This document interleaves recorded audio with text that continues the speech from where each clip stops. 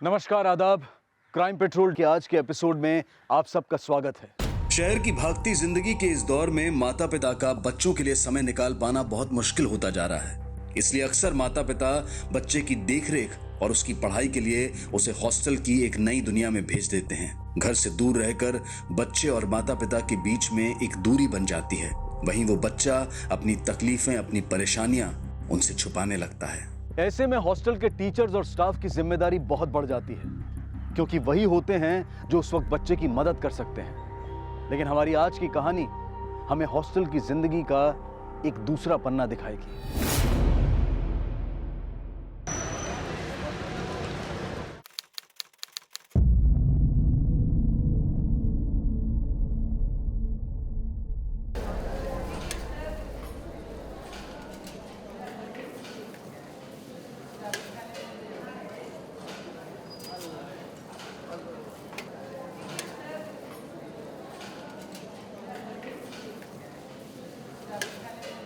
शोर नहीं, बातें कम करो तुम लोग।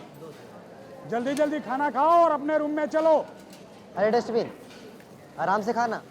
जहाँ खाना दिखाने टूसना चालू। अरे विनय, तू क्यों नहीं खा रहा? आज रात स्पेशल डिनर का प्लान बना है। अब ये हॉस्टल का सादा खाना कैसे जाएगा पेट में? कहाँ?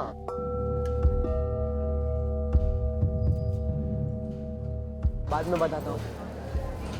अरे विनय, खाना क्यों नहीं खा रहे हो तुम? भूख नहीं है सर। तबीयत ठीक है ना तुम्हारी? हाँ सर। जल्दी से खाना खाओ और अपने रूम में चलो। अरे ये छिपकली भी ना सीसीटीवी कैमरे की तरह है। जब देखो जहाँ देखो प्रकट हो जाता है। ये डस्टबिन, और खाएगा? ढंग से नाम ले, वरना यहीं पटक कर मारूंगा। क्यों मारेगा? आज खिला खिला के पका दिया हॉस्टल वाले।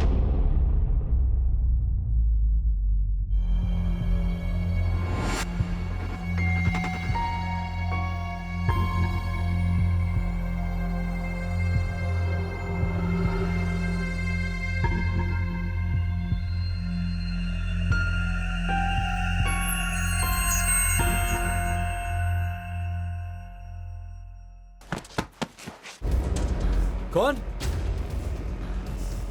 कौन है? अरे कौन है वहां पे? कौन है वहां पे? कौन है? ये तो विनय है। वार्डन साहब! वार्डन साहब! अरे जल्दी आइए।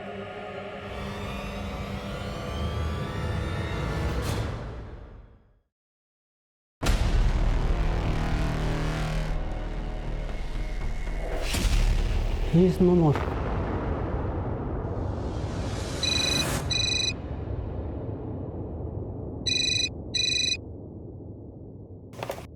हेलो, नामकुम थाना। सर, बालाजी चिल्ड्रन हॉस्पिटल में एक बच्चे के एक्सीडेंट का केस आया है। ठीक है, हम अभी आते हैं। विनय को ये लोग बचा नहीं पाए सर। आप कौन? जी मैं हॉस्टल वार्डन अखिलेश शर्मा। इसके पेरेंट्स को इन्फॉर्म किया आपने? वक्त ही नहीं मिला। योगेश, इनसे नंबर लेके इसके पेरेंट्स को इन्फॉर्म कर दो। सर, नंबर बताइए।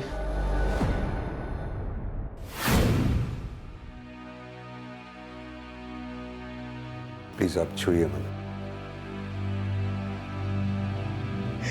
विनय, विनय मेरा बच्चा कहाँ चला गया? मुझे छोड़ के कहाँ चला गया? तू एक ही सहारा था। तू कहाँ चला गया विनय? कहाँ चला गया? आपसे एक सवाल पूछना था। जी सर। विनय का बिहेवियर कैसा था? मेरा मतलब, उसने कभी आपसे कुछ बताया हो? उसे पढ़ाई का प्रेशर था या उसे कोई तंग करता था? नहीं साहब, मेरा विनय बहुत अच्छा लड़का था साहब। पढ़ने लिखने में बहुत अच्छा था साहब। जी सर, कभी भी विनय की कोई कंप्लेन नहीं आई सर। फिर भी मुझे लगता है सर कि ये एक्सीडेंट ही है। ये पता लगाना हमारा काम है।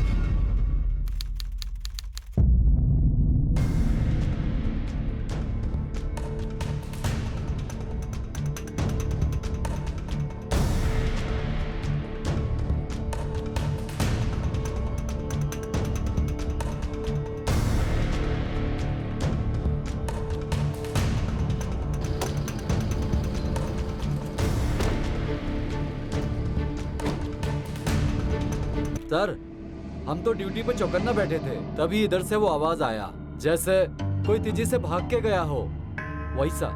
तो हम सरपट दौड़कर भागे तो क्या देखते हैं कि विनय खून में सना पड़ा है। ये विनय रहता कहाँ था? कहाँ था इसका कमरा? पहले माले में, दूसरे माले में तो बड़ा बच्चा लोग रहता है। यहाँ हॉस्टल में कैमरे लगे हुए हैं? हाँ है ना सर, एक कैमरा तो गेट के बाहर लगा है और दूसरा कैमरा गलियारे के अंदर, लेकिन गलियारे वाला कुछ दिन से ठीक नहीं चल रहा है।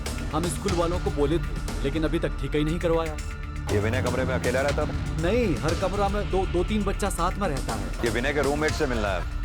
हाँ चलिए ना सर, आइए। चलिए, आप लोग यहीं रहिए। प्रिंसिपल साहब, हमें विनय के केस में स्कूल के बच्चों से कोई पूछताछ करनी है। ओके, हम आपको पूरा कोऑपरेट करेंगे, लेकिन ये पुलिस की वर्दी में हम अपने स्कूल में और हॉस्टल में आपको अलाउ नहीं कर सकते। ठीक, हम पूछताछ बाद में कर लेंगे। फिलहाल हमें आपके कैंपस में जितने भी सीसीटीवी लगे हैं उनकी फुटेज चेक करनी होगी। अखिलेश जी सर। इन्हें जितनी भी सीसीटीवी फुटेज चाहिए ना अवेलेबल करा दो। Okay, thank you. Thank you. आइए। सर, आपको क्या लगता है विनय खुद गिरा होगा या उसे किसी ने गिराया होगा? वॉचमैन के बयान के मुताबिक वो किसी के चलने की आवाज सुन के वहां आया था। अगर कोई छत से गिरा होता तो वो गिरने की आवाज सुनकर वहां आता। सर, ये भी तो हो सकता है कि वॉचमैन ने हमसे झूठ बोला हो। ये तो सीसीटीवी फुटेज देख के ही पता चलेगा। पुलिस जैसे जैसे इस केस की इन्वेस्टिगेशन में आगे बढ़ रही थी, कहीं ना कहीं उन्हें लगने लगा था कि ये कोई सुसाइड या एक्सीडेंट का केस नहीं है, बल्कि ये मर्डर भी हो सकता है।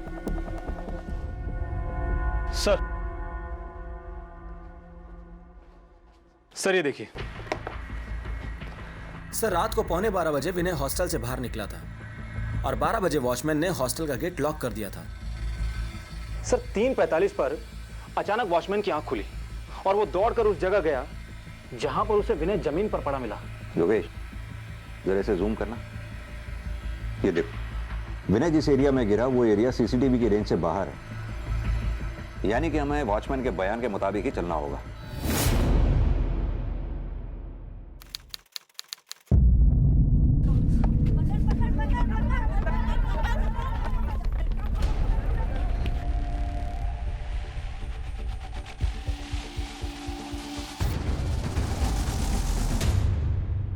देखिए, उस बच्चे की कोई कंप्लेन मुझे आज तक नहीं मिली थी और मेरे पॉइंट ऑफ व्यू से ये महज एक एक्सीडेंट था। मिस्टर दुबे, वो पता लगाना हमारा काम है। ये प्रमोद है, आपको जहां भी जाना है, जिनसे भी मिलना है, ही विल हेल्प यू। हाँ ये सर, यही बॉयज हॉस्टल है, सारे बच्चे यहीं रहते हैं। ये कैमरा कैसे टूटा हुआ? बच्चे बड़े शरारती हैं सर, कुछ दिन पहले ही उन लोगों ने तोड़ दिया। प्रिंसिपल साहब ने जांच बैठाई है, हमारे ऊपर भी जांच चल रही है। और ये विनय का कमरा, वो कहाँ पर है? वो ऊपर है सर, आइए।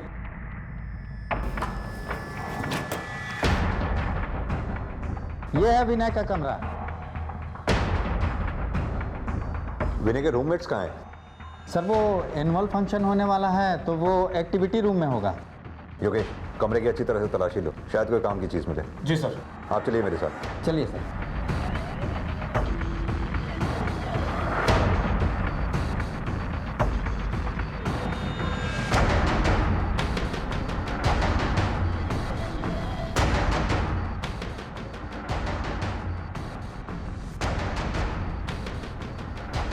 राहुल बेटा, तुमने विनय को आखिरी बार कितने बजे देखा?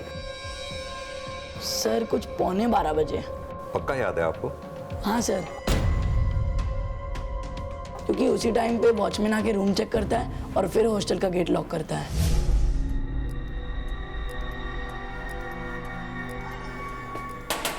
चलो बच्चों, रात ज्यादा हो गई है, सो जाओ।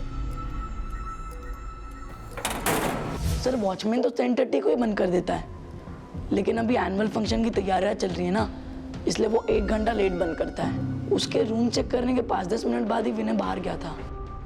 उसने बेटा आपको बताया नहीं कि कहाँ जा रहा है? सर मुझे लगा कि वॉशरूम गया होगा, लेकिन थोड़ी देर होगी तो मैं सोचा किसी पास के रूम में बैठा होगा और फिर मैं गाना सुनते सुनते सो गया सर। विनय से आपकी अच्छी दोस्ती थी ना?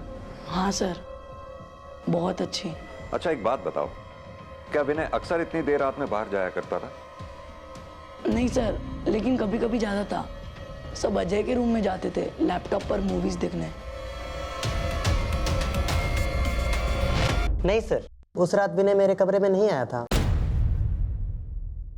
देखो बेटा, अजय डरने की कोई बात नहीं है, कोई कुछ नहीं कहेगा तुमसे। नहीं सर, मैं झूठ नहीं बोल रहा। हम कभी कभी रात में मूवीज देखते थे, लेकिन वो उस रात नहीं आया था। तुमने लास्ट टाइम विनय को कब देखा? मेस में खाना खा रहे थे तब। अरे विनय, तू क्यों नहीं खा रहा?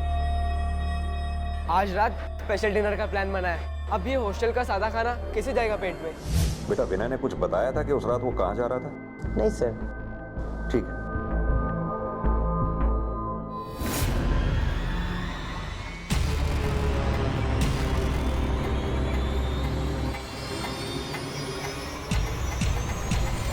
कुणाल, क्या कर रहे हो? जी सर, कपड़े गंदे हो गए थे सर, वही धो रहा हूँ सर।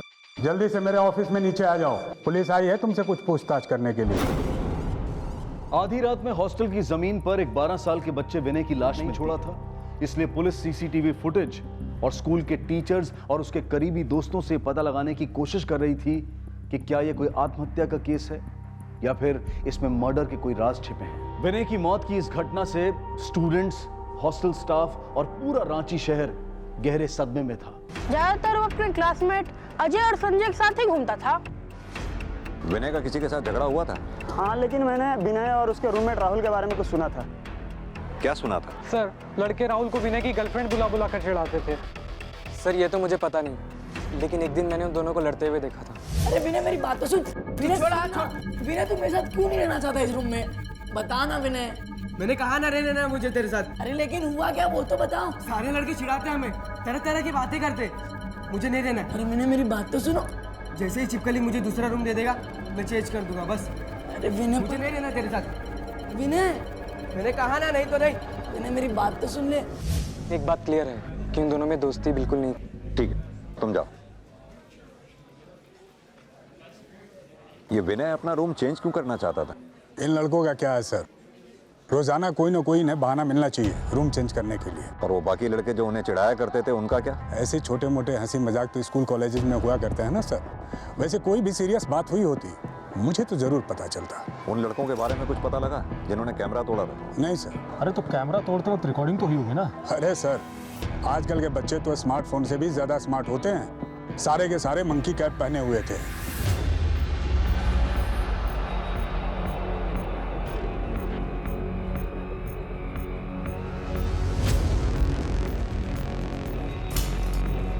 कौन है वहां? कौन है? ये विनय के स्पेशल डिनर से क्या मतलब था? कहां जा सकता था वो? पता नहीं सर, कैंपस से बाहर निकलना तो इम्पॉसिबल है। गेट पे हमेशा गार्ड रहता है। सर एक मिनट, सर विनय अगर डिनर के लिए बाहर गया भी था तो ये भी तो हो सकता है कि वो गेट बंद होने से पहले ही वापस आ गया हो। ये हमें विनय के टीचर्स और क्लासमेट सबसे बात करनी है। आज तो मुश्किल है सर, एनुअल फंक्शन की वजह से कोई भी अपनी जगह पे नहीं है। आप बोले तो मैं कल अरेंज करवा देता हूँ। ठीक है, चलो।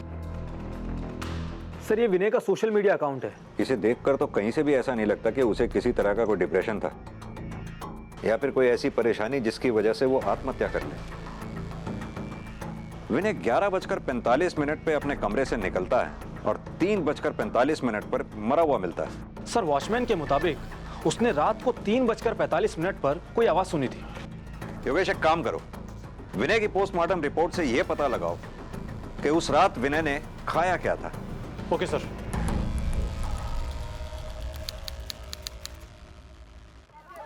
बहुत दुख की बात है कि हमारे स्कूल में एक एक्सीडेंट की वजह से हमारे स्कूल के बच्चे की मौत हो गई।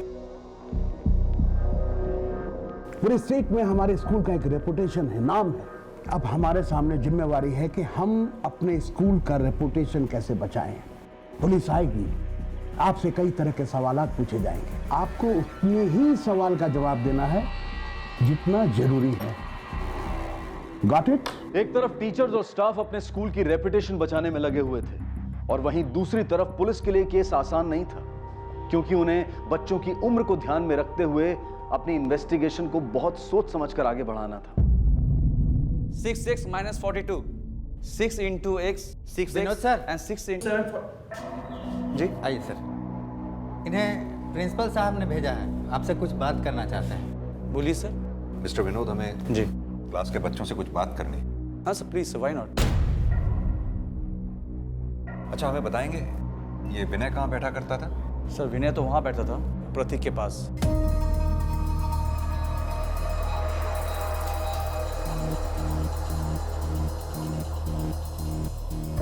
बच्चों, एक बात बताएंगे आप लोग? क्या हमें बताएंगे कि विनय ने किसी के साथ झगड़ा किया था या विनय ने किसी को परेशान किया था? क्या आप हमें बताएंगे कि आप में से विनय का सबसे अच्छा दोस्त कौन है?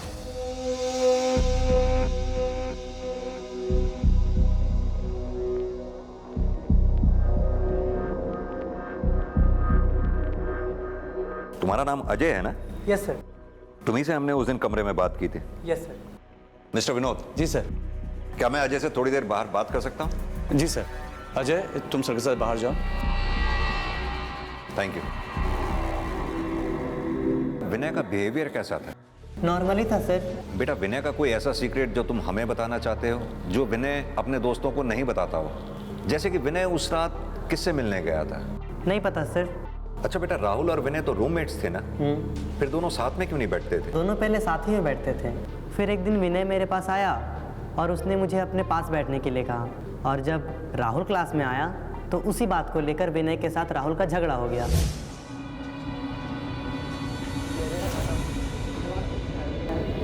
अजय, तू यहाँ क्यों बैठा है? मेरी सीट है, मैं रोज विनय के बगल में बैठता हूँ। उठ यहाँ से। हे, आज से मेरे बगल में ये बैठेगा, तू जाके कहीं पीछे बैठ जा। पर तू मेरे साथ ऐसे क्यों बिहेव कर रहा है? बताना मैंने क्या किया है? तेरा दोस्त हूँ मैं। हे, मैंने कहा ना पीछे बैठ, चल जा। ए विनय, ज्यादा मत चिल्लाओ, तेरे गर्लफ्रेंड रोने लगेगी।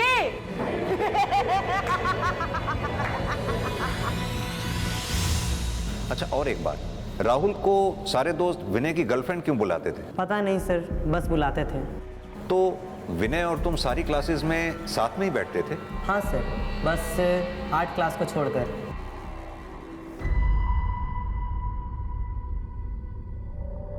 संध्या मैडम, ये सर लोग आपसे कुछ बात करना चाहते हैं। संध्या जी, हमें विनय के बारे में कुछ सवाल करने हैं आपसे। आप सब लोग चुपचाप अपना काम करिए, हम अभी आते हैं। संध्या जी, आपने कभी विनय को खराब मूड में या डिप्रेशन में देखा था? नहीं सर, वो तो बिल्कुल नॉर्मल था। बाकी बच्चा लोग के साथ मिलजुल कर अपना काम किया करता था। बहुत दुख हुआ सर उसके एक्सीडेंट का सुनकर। आपको ऐसा क्यों लगता है कि उसका एक्सीडेंट हुआ था? सर, जैसा बातचीत सब लोग स्कूल में कर रहा है उसके बाद तो यही लगता है। लेकिन अभी कुछ क्लियर नहीं हुआ है, जांच जारी है उसकी। संध्या जी, एक काम कीजिए, आपकी आर्ट क्लास में जितने भी स्टूडेंट हैं उनकी लिस्ट दीजिए हमें, जिसमें विनय आया करता था। जी। वैसे एक बात बताइए, आपकी आर्ट क्लास में विनय किसके साथ बैठता था?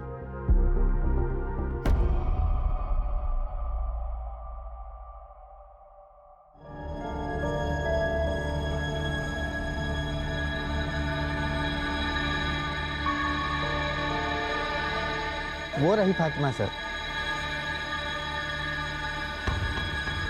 फातिमा बेटा, ये अंकल लोग तुमसे कुछ बात करना चाहते हैं। फातिमा बेटा, डरो नहीं। अगर आप नहीं चाहती कि हम यहाँ बात करें तो चलते चलते करते हैं।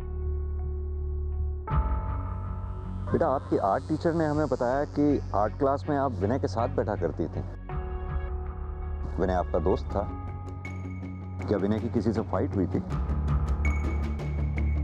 अच्छा चलो, छोड़ो इस बात को। एक बात बताओ, आपको ड्राइंग पसंद है? विनय कैसी ड्राइंग करता था? विनय को ड्राइंग का बहुत शौक।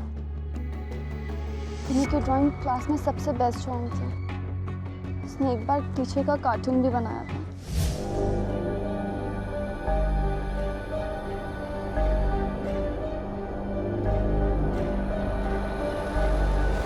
सबको बड़ा मजा आ रहा था। फिर तो आपकी आर्ट टीचर विनय को बहुत पसंद करती होंगी, क्योंकि इसकी ड्राइंग अच्छी थी। नहीं, टीचर को वो कार्टून देखकर बहुत गुस्सा आया।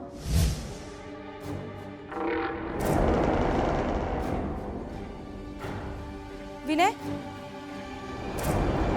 क्या है ये? कुछ नहीं मैम। कुछ नहीं है ये? क्या है ये? संध्या मैम ने विनय को बहुत मारा। बहुत दर्द हो रहा था उसे। उस दिन के बाद संध्या मैम विनय को बिल्कुल पसंद नहीं करती थी, बिल्कुल अच्छे से बात नहीं करती थी।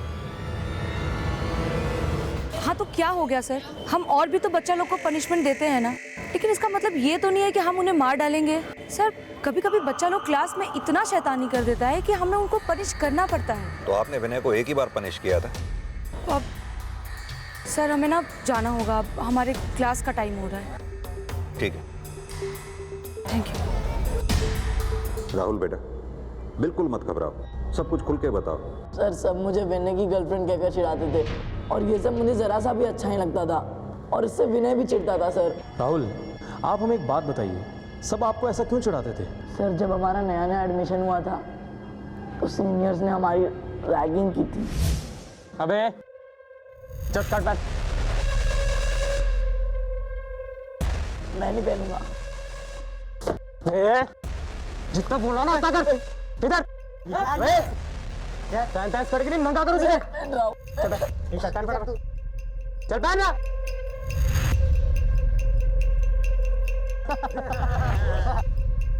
अब तू इसका हीरो और ये तेरी हीरोइन। चलो चिपक के नाचा, चलो चल।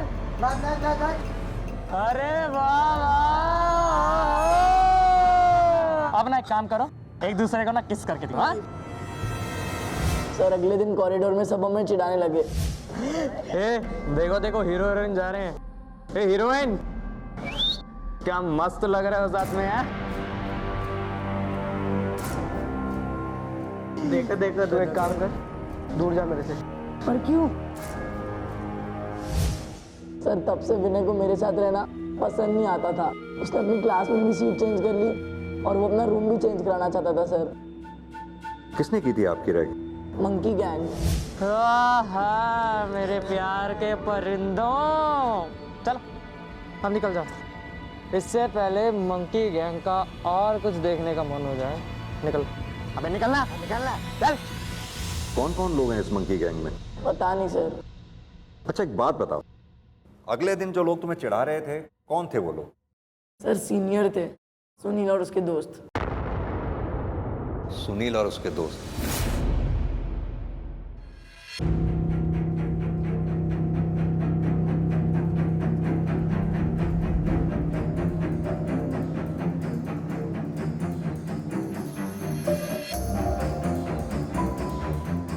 कुणाल,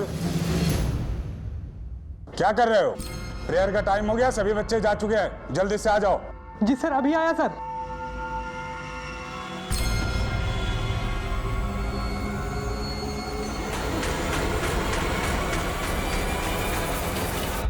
विनय की मौत को 3 दिन बीत चुके थे, लेकिन अपनी पूरी इन्वेस्टिगेशन के बावजूद पुलिस अब तक किसी भी पुख्ता नतीजे पर नहीं पहुंच पाई थी। स्टूडेंट्स के माता पिता और रांची शहर के लोग अपने बच्चों की सेफ्टी को लेकर डरे हुए थे। यहां तक कि स्कूल एडमिनिस्ट्रेशन पर भी स्कूल की सेफ्टी को लेकर सवाल उठने लगे थे। दूसरी तरफ मीडिया भी बार बार पुलिस से विनय की मौत का कारण पूछ रही थी। पुलिस पर प्रेशर बढ़ता जा रहा था और तभी इस केस का रुख अचानक तब पलट गया जब पुलिस के हाथ विनय की पोस्टमार्टम रिपोर्ट आई। सर रिपोर्ट के हिसाब से विनय की मौत नीचे गिरने से नहीं हुई है, बल्कि उसके सर पर किसी भारी चीज से वार किया गया था। और सर विनय की मौत रात को 12:30 बजे हुई थी, वो भी बहुत ज्यादा खून बह जाने की वजह से। सर विनय का खून करीब 4 घंटे बहा था। एक बात और सर, जिस रात विनय की डेथ हुई थी उस रात को उसने डिनर में मटन खाया था। एक काम करो, विनय के हॉस्टल की मेस से यह पता लगाओ कि मंगलवार की रात को मेस में खाना क्या बना था।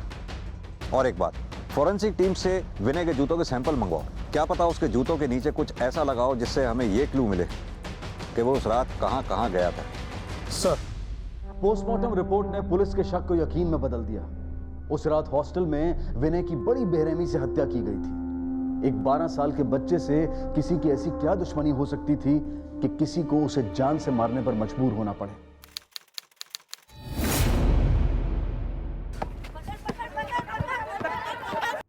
ये सब क्या है इंस्पेक्टर? आपको पता है हमारे स्कूल की क्या रेपुटेशन है?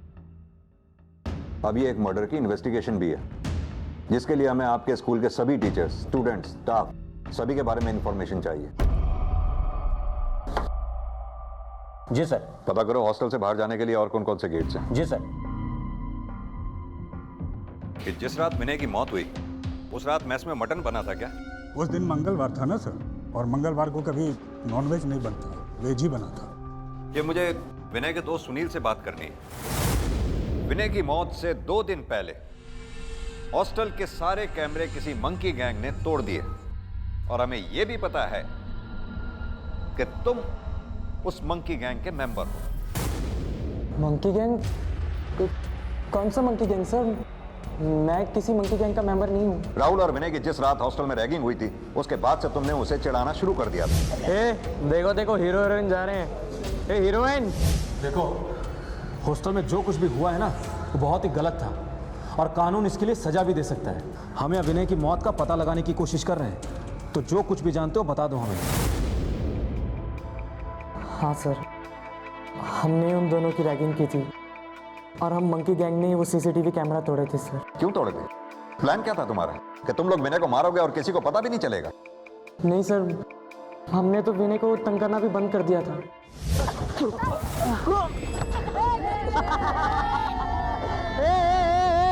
देखो इसकी गर्लफ्रेंड कैसे इसको संभाल रही है। चल अपनी गर्लफ्रेंड के साथ जाके खेल। ये मेरी गर्लफ्रेंड नहीं है, मेरी गर्लफ्रेंड कोई और है। कोई और है तेरी गर्लफ्रेंड? कौन है बताना। अबे बोलना उसका नाम। अबे बोल। फातिमा। फातिमा! वाह भाई, तू तो मर्द बन गया है। चल अब असली मर्द बन के दिखा, गोल करके दिखा वहां पे। चल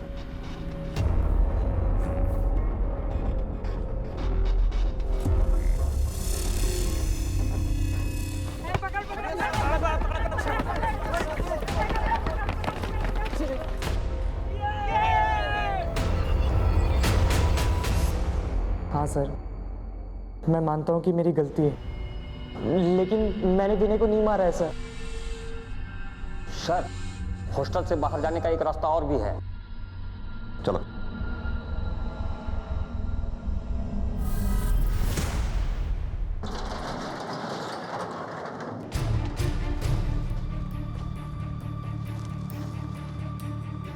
सर, यहाँ से तो कोई भी आराम से निकल सकता है।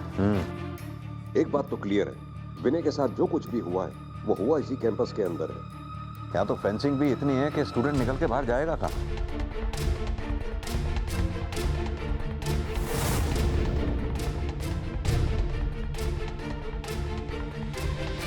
Sir, cough syrup. सर, और भी बोतल है।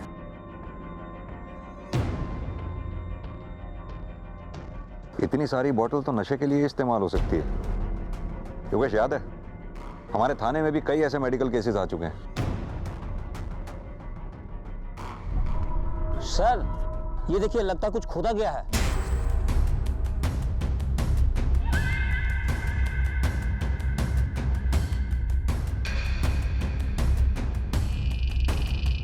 तो ताजी खुदी हुई मिट्टी, खोदो इसे। जी सर।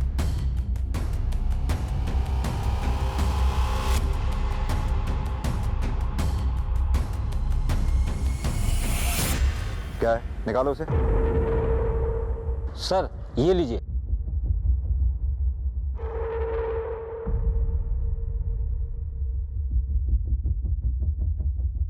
ये तो खून के निशान है। योगेश, ये टी शर्ट फॉरेंसिक टीम को भेजो।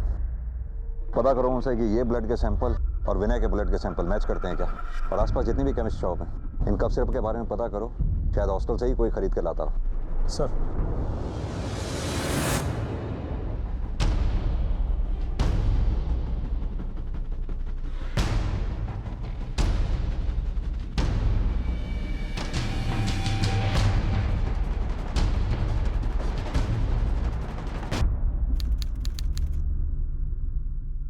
तुम लोगों को तुम्हारे माँ बाप ने यहां पढ़ने लिखने के लिए भेजा और तुम यहां आकर नशा करने लगे। सर, उस टी शर्ट पर लगे खून के सैंपल विनय के ब्लड से मैच कर गए हैं।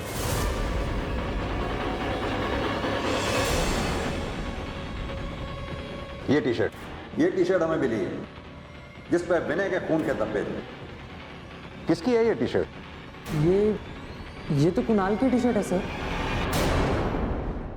सर ये टी शर्ट तो मेरी है सर, लेकिन मैंने विनय को नहीं मारा सर। मैं अपनी कप सिरप की बोतल डस्टबिन के पास रखता था ताकि कोई चुरा ना ले, और जब उस रात मैं वहाँ गया तो कसम से सर मैं सच बोल रहा हूँ सर, मैंने विनय को नहीं मारा सर, और तो मैं कभी भी विनय के साथ कप सिरप भी नहीं पिया। अगर विनय नशा करता भी था तो ये बात किसी को पता हो ना हो, एक को जरूर पता होगा। सर मैंने कभी उसे पीते हुए नहीं देखा, लेकिन हो भी सकता है। सर विनय उतना अच्छा लड़का नहीं था जितना हम सोचते थे। वो तो एग्जाम में चीटिंग भी करता था, और एक दिन पता नहीं कैसे उसे मैथ्स पेपर मिल गया।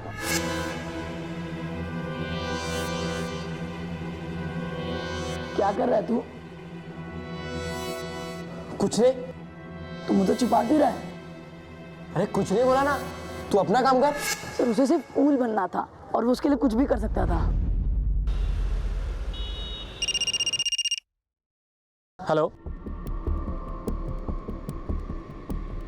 सर, फॉरेंसिक लैब से विनय के जूतों की रिपोर्ट आ गई है। उसके जूतों में पेंट के निशान लगे हैं।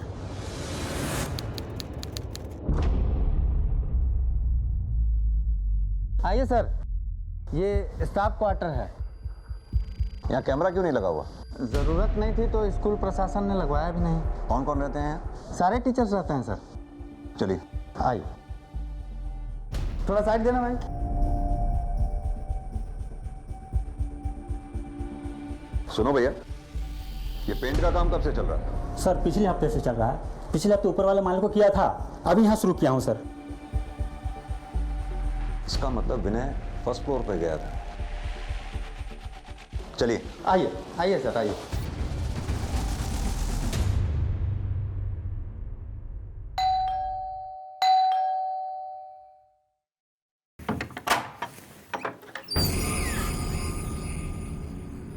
फातिमा, तुम यहाँ? बेटा कौन है? क्या हुआ? वो पुलिस वाले अंकल। आप इसी स्कूल में पढ़ाती हैं? जी हाँ, प्राइमरी सेक्शन में हूँ मैं। और आप? जी मैं अफजल, इनका शौहर। आप लोगों से कुछ पूछताछ करनी है। सर आप हमें क्यों परेशान कर रहे हैं? मैं जितना जानता था सब कुछ बता दिया, इससे ज्यादा मैं कुछ नहीं जानता। अफजल साहब, इसमें परेशान करने की कोई बात नहीं है। हमें पता चला है आपकी बेटी फातिमा और विनय काफी अच्छे दोस्त थे, और उस रात विनय इस फ्लोर पे भी आया था। सर आया होगा, हमने कहा ना कि हम उस रात फिल्म देखने गए थे, घर में कोई नहीं था। क्या नाम बताया था आपने? कौन सी फिल्म देखने गए थे आप लोग? Iron man Lakshmi mall sir. Sir खुदा के लिए हमें परेशान न करें, ये पहली बार नहीं हुआ कि विनय हमारे घर आया था। सर मैंने विनय को बहुत बार विनोद सर के यहाँ आते जाते देखा है। विनोद सर कौन? वो मैथ्स वाले टीचर? हाँ सर, वही। जी हाँ सर, वो एक दो बार मेरे घर में आया था। एक्चुअली सर उसकी मैथ में कुछ प्रॉब्लम है, तो इसीलिए एक्स्ट्रा क्लास के लिए मेरे घर में आया था। मिस्टर विनोद। जी सर। घर में नया पेंट कराया लगता है। जी सर। पर क्यों? वो क्या है ना, घर पेंट करा लेने से खून के दाग छपाए नहीं जा सकते। फॉरेंसिक वाले सब ढूंढ लेते हैं। सर आप फालतू को ब्लेम करें मुझ पे, मैं क्यों मारूंगा विनय को? आप मैथ्स के टीचर हैं, आप पेपर सेट करते हैं। आप ही की नोटबुक से टिक मार्क किया हुआ पेपर हमें विनय के पास से मिला था। क्या चल रहा था आप दोनों के बीच में? एक्चुअली सर मेरे और आर्ट टीचर संध्या के बीच अच्छी दोस्ती है, और संध्या ने एक दिन क्लास में विनय को पीटा था, और एक दिन मैंने विनय को देखा अपने दोस्तों से कुछ कहते हुए। यार बहुत जोर से मारा उसने। तू एक काम कर, प्रिंसिपल को कंप्लेन कर दे और अपने पेरेंट्स को भी साथ ले आ। अरे सब परेशान है संध्या मैम से, अगर तू अपने पेरेंट्स को साथ ले आएगा तो प्रिंसिपल पक्का उसे स्कूल से निकाल देंगे। मुझे डर था सर कि कहीं विनय ने संध्या की कंप्लेन कर दी तो उसे स्कूल से निकाल दिया जाएगा सर, इसलिए मैंने उसे मिलने के लिए बुलाया। घबराओ मत, मुझे अपना दोस्त समझो। ये फर्स्ट यूनिट टेस्ट का पेपर है, तो लो इससे तुम्हारे मार्क्स भी अच्छे आएंगे और तुम्हारे पेरेंट्स भी बहुत खुश होंगे।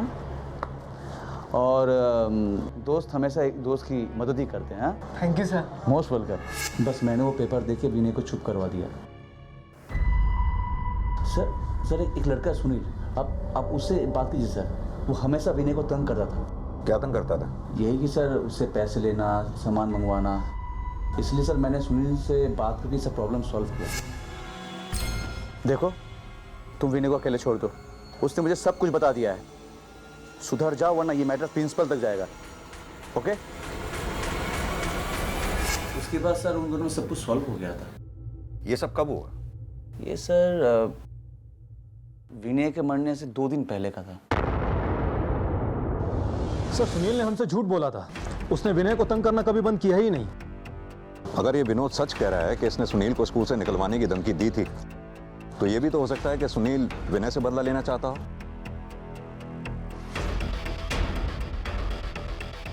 योगेश, ये हॉस्टल के मेन गेट पर जो सीसीटीवी है इसकी फुटेज चेक करो।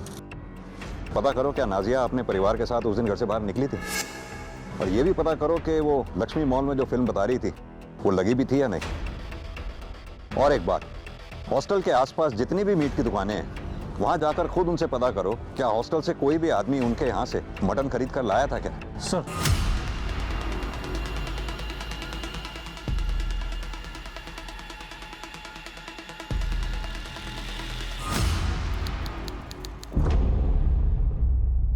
सर सीसीटीवी फुटेज में नाजिया की कार हॉस्टल के अंदर रात को 1 बजे एंटर होते दिख रही है, लेकिन सर शीशे पर तेज रोशनी पड़ने की वजह से कार के अंदर और कौन कौन था ये मालूम नहीं लग पाया।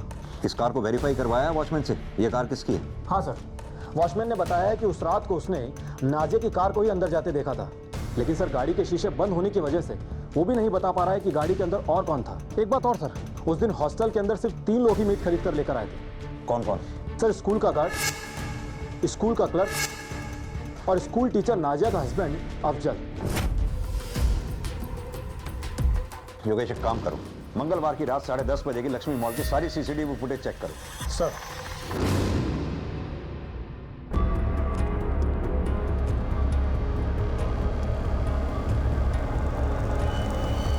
योगेश समझ गए? हाँ सर। हमें याद नहीं सर कि हमने ट्यूसडे को क्या खाया था। चलिए मैं याद दिला देता हूं, उस रात आप लोगों के यहाँ मटन बना था। हो सकता है सर, ये हमारे यहाँ याद रखने वाली बात नहीं है। घबराओ मत बेटा, मैं बस आपसे कुछ सवाल करूंगा, सच सच बताना। आप नॉनवेज खाते हो? जी। चिकन या मटन? दोनों। तो एक बात बताओ, क्या ट्यूसडे को आपने चिकन खाया था? नहीं, मटन।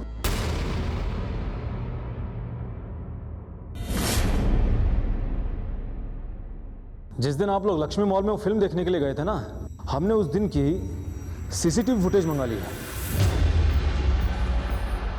इस फुटेज के अंदर हमें आपका बेटा शरीफ कहीं नजर नहीं आ रहा। अब आप हमें यह बताइए कि उस वक्त आपका बेटा था कहाँ?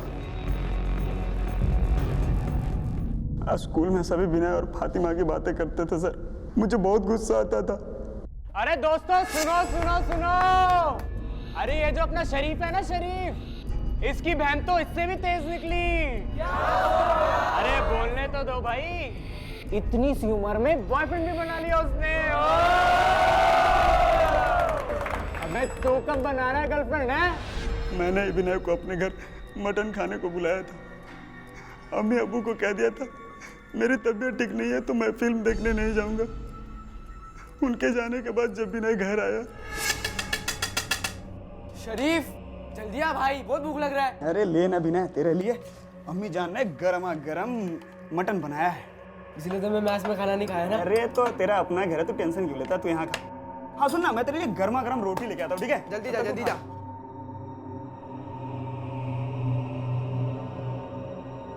अरे वाह शरीफ, तेरी मम्मी ने तो बहुत अच्छा खाना बनाया है। हाँ भाई, मेरी अम्मी जान बहुत अच्छा खाना बनाती है। हाँ हाँ, टेस्टी है। विनय तो बच्चा था, लेकिन तुम तो समझदार थे, प्यार से समझा सकते थे उसे। ईर्ष्या और जलन इंसान को कभी कभी इतने आवेश में ले जाती हैं कि वो कब क्या कर बैठता है उसे खुद पता नहीं चलता। 12 साल के मासूम विनय को अपनी जान सिर्फ इसलिए गंवानी पड़ी क्योंकि वो अपने से बड़े स्टूडेंट्स में एक पहचान बनाना चाहता था, और शरीफ ने सिर्फ दूसरों के उकसाने भर से इतना खतरनाक कदम उठा लिया। अगर अफजल और नाजिया वक्त रहते विनय को हॉस्पिटल ले जाते तो शायद विनय की जान बच सकती थी, लेकिन अपने बेटे के गुनाह को छुपाने में उन्होंने खुद अपने हाथ खून से रंग लिए। अफजल और नाजिया पर आईपीसी की धारा 107 और 304A के तहत कोर्ट में कार्रवाई चल रही है और उनके बेटे शरीफ को बाल सुधार गृह में भेज दिया गया है। अब मैं अनूप सोनी आपसे विदा लेता हूं। फिर मुलाकात होगी अगले एपिसोड में एक और चौंका देने वाले केस के साथ। तब तक अपना और अपने परिवार का ख्याल रखें और देखते रहें क्राइम पेट्रोल डायल 100। सबक एक को, सीख हम सबको।